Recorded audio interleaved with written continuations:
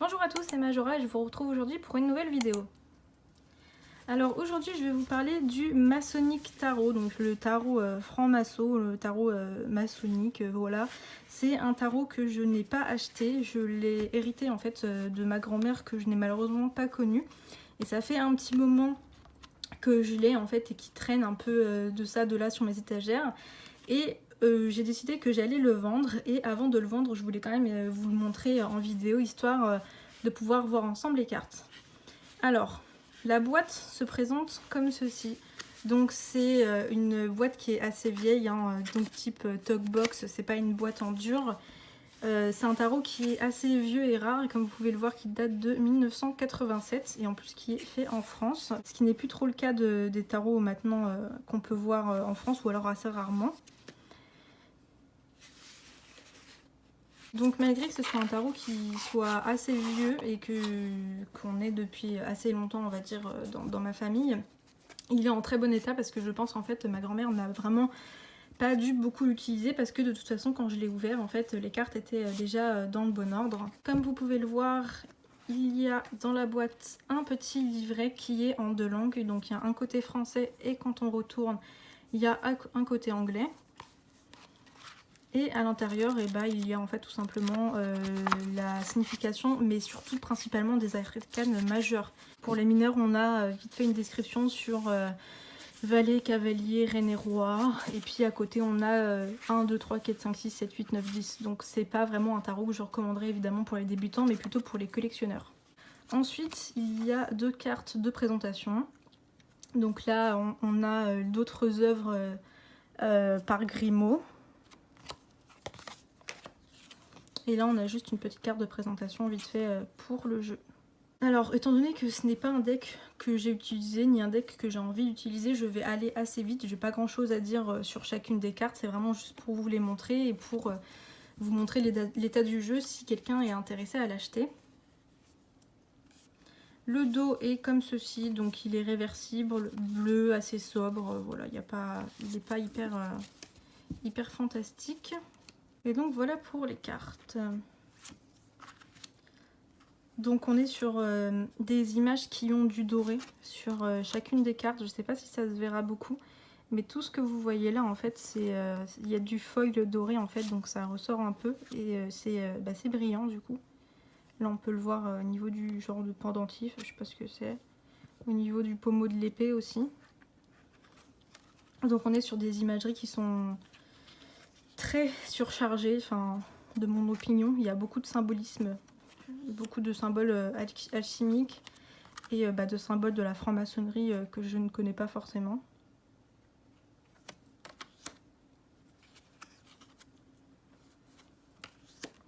Et c'est un jeu type avec les mineurs pipe, donc c'est-à-dire tarot de Marseille. Il n'y a pas d'illustration, elles ne sont pas illustrées en fait comme chacune des arcanes mineures dans le Rider-Waite.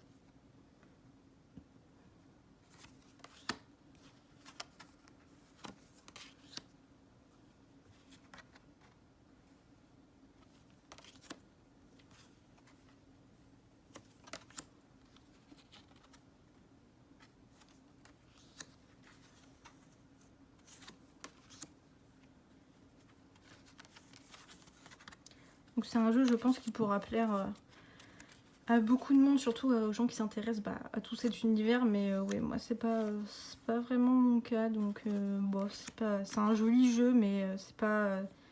je me vois pas en fait de le garder, étant donné que de toute façon je sais d'avance que je l'utiliserai pas. Par contre les couleurs sont vraiment très belles. Les dessins, voilà, moi ce genre de visage, je suis pas hyper fan.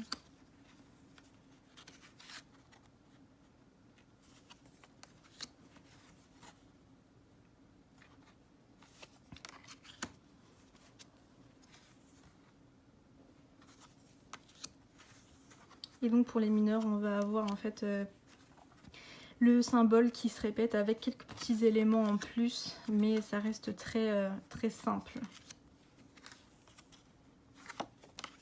On est vraiment sur quelque chose de type tarot de Marseille et pas Rider-Waite. Donc en général, on a le symbole de la maison qui se répète et au fait, aux quatre coins, il y a des petits éléments et à droite à gauche comme ça. Et donc là encore à nouveau, toute la partie, toutes les pièces ici, tous les pentacles sont en surbrillance.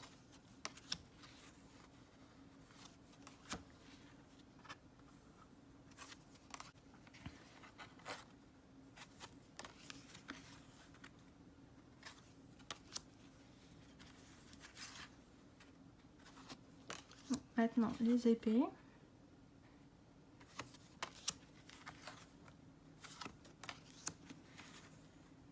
Donc à nouveau, simplement le symbole de la suite qui se répète.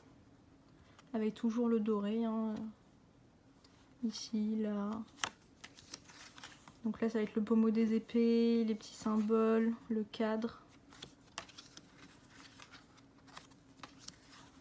Voilà, là c'est un style très tarot de Marseille. Moi je suis pas hyper fan. Il y a à nouveau moi les visages, voilà, c'est pas quelque chose qui m'attire.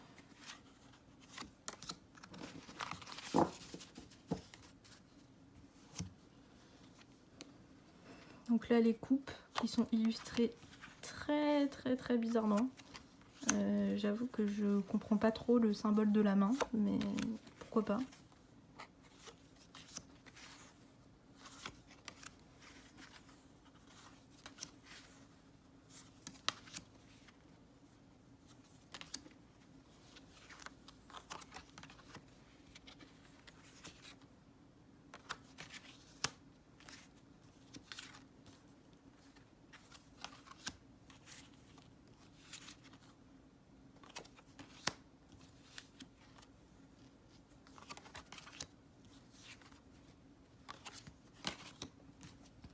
Ensuite les bâtons.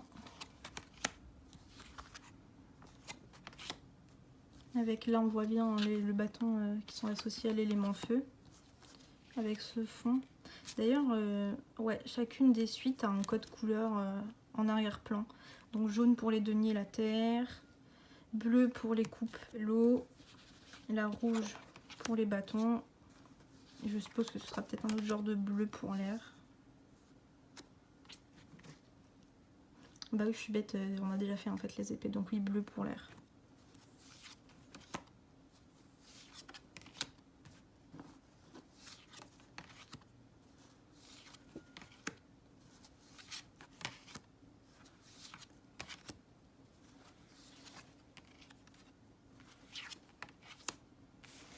Voilà, et je vais aller chercher une autre carte pour vous faire une comparaison de taille parce que les cartes sont quand même assez grandes. Donc j'ai pris une carte de mon Rider-Waite-Smith Centennial Borderless et le tarot maçonnique, ouais, est vachement plus grand. Normalement vous pourrez le voir, il dépasse quand même de beaucoup en haut, hein. Il y a au moins bien 2 cm je dirais. C'est tout pour le walkthrough, vous montrer les images de ce tarot. Du coup, je vais le mettre en vente sur Le Bon Coin. Je vous mettrai en fait en barre d'infos le lien pour l'acheter directement. Je ne sais pas encore à quel prix. Je vous mettrai aussi mon mail si vous voulez en discuter avec moi directement par mail. Mais voilà, il faut garder en tête que c'est un jeu qui est rare, qui n'est plus du tout édité, qui date des années 80. Donc voilà, il est assez vieux et je pense qu'il doit être assez difficile à trouver en France. J'espère que cette petite vidéo vous a plu. Comme d'habitude, n'hésitez pas à vous abonner, à lâcher un petit like, un petit commentaire et à la partager. Et je vous dis à bientôt pour une nouvelle vidéo. Salut tout le monde!